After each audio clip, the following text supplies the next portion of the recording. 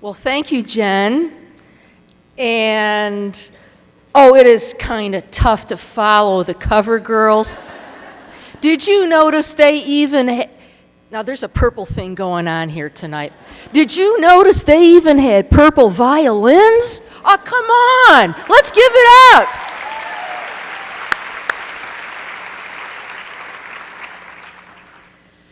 Well, good evening, everyone, and thank you for the opportunity to speak here tonight. I am truly honored to be among such a vibrant sisterhood of successful, caring women who are committed to making a difference for humanity.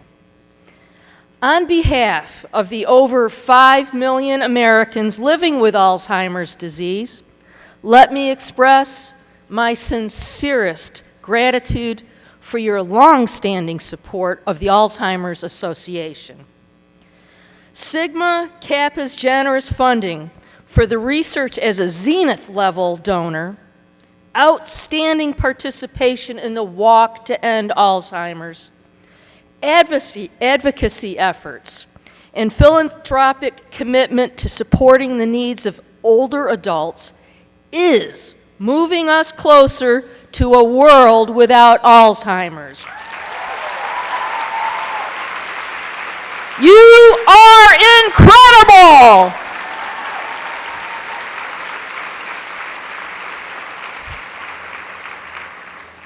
Well, I'd like to tell you a little bit about me, but Jen did pretty much cover a lot of it. I am a wife, a mother of 2 wonderful daughters, one of whom is here with me tonight.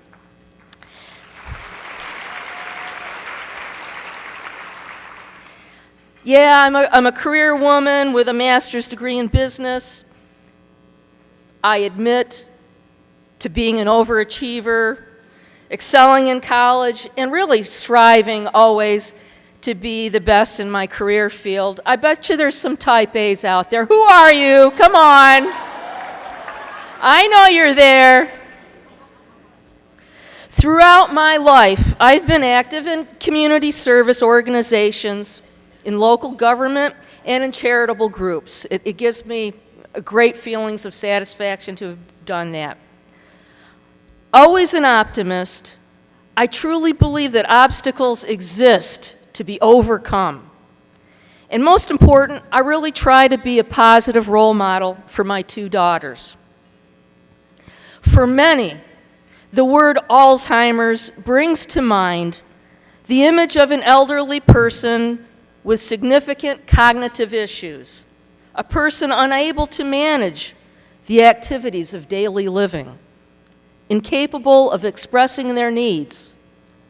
While that is true in the later stages of Alzheimer's, that is not where the disease begins.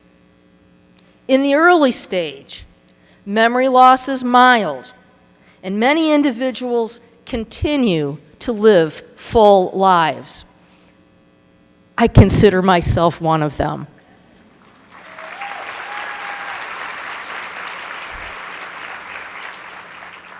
I'm speaking to you today from the perspective of a woman in the early stage of Alzheimer's disease. I was in my 40s when I first noticed some very subtle changes taking place with my memory and my behavior. Routine tasks seemed to take much longer to complete. Everything from math calculations to typing speed was impacted. And yes, Jen, when I showered, sometimes I couldn't remember if I washed my hair or rinsed out the conditioner.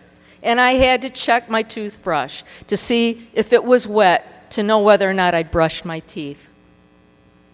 I began to have trouble expressing myself, struggling to find the words that used to come so effortlessly. And the occasional brain fog sometimes made it hard for me to follow along in other people's conversations. At times, I could not remember how old I was. Well, maybe that's not such a bad thing of Alzheimer's, huh? But I would forget my social security number, passwords for work, and the year my father died. One day while driving to my dentist's office, I became disoriented and confused. Nothing looked familiar. I could not remember the route. I pulled off the road and tried to think through the fog that was clouding my brain. After a few minutes, my memory came back to me, and I was able to continue. But that was the turning point for me that led to my decision to see a doctor.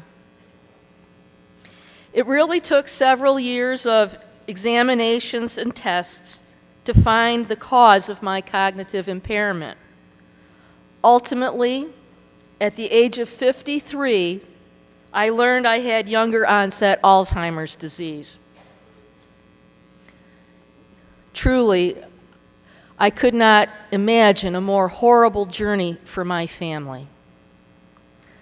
The idea of putting my daughters and husband through the ordeal of watching me lose my memories of them to become a burden to them was nearly too much to bear.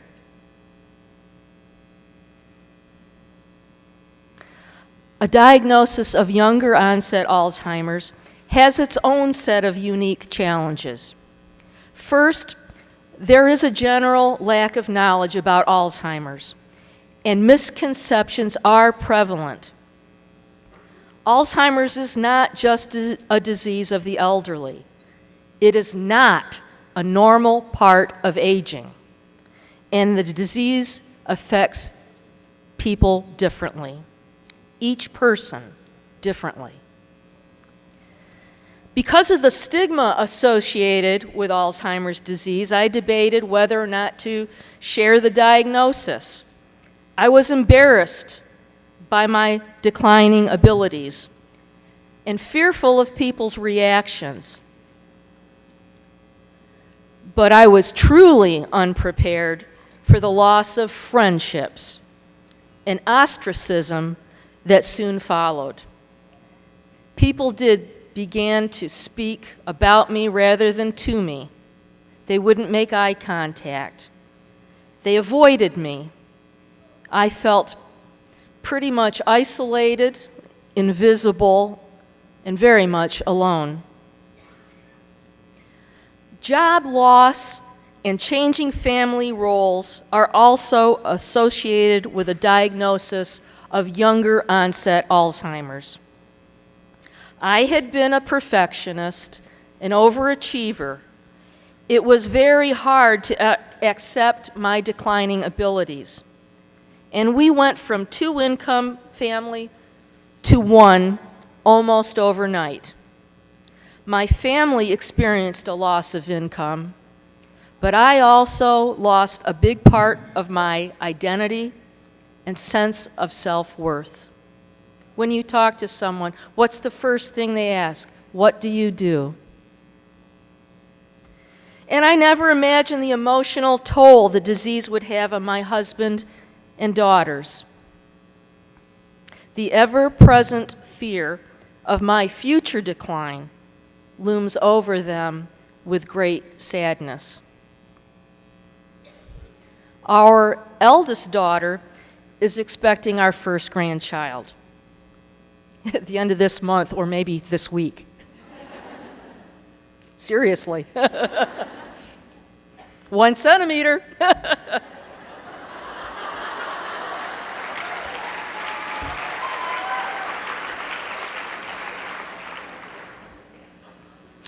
Along with the excitement of the pending birth, she is also mindful that one day she may have to provide for my care needs as well. And I am concerned that I will become more of a burden to her than a help as a grandmother. My diagnosis did not come with an instruction book or owner's manual. I really wish it had. The diagnosis is overwhelming. The questions are endless, and I did not receive the resources I needed when the diagnosis was shared with me. I did eventually stumble upon the website for the Alzheimer's Association, alz.org. God bless them.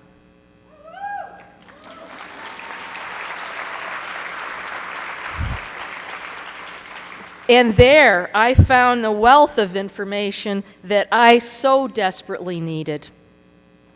I learned about the education programs, support groups, and other supportive services offered to families, caregivers, and people with the diagnosis. It was through the Alzheimer's Association that I was able to meet others in the early stage of dementia. Others who were having to cope with the stigma, the changed relationships, the loss of friends, and to a degree, a loss of identity and purpose. I have found that having this disease has not diminished me as a human being. Instead, it has given me new opportunities.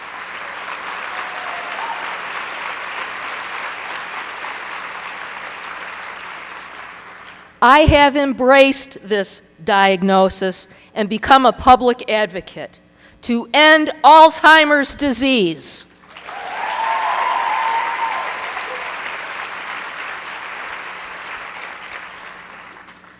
I speak on behalf of all those living with Alzheimer's who cannot speak for themselves.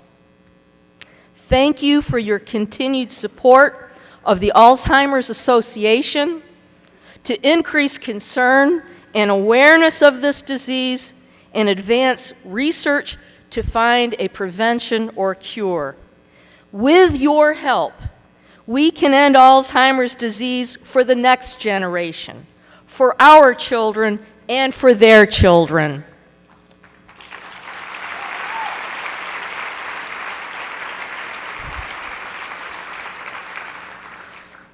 Sisters, together we are one heart, one way, one voice. Let's make Alzheimer's a distant memory. Thank you so much for listening, and God bless you.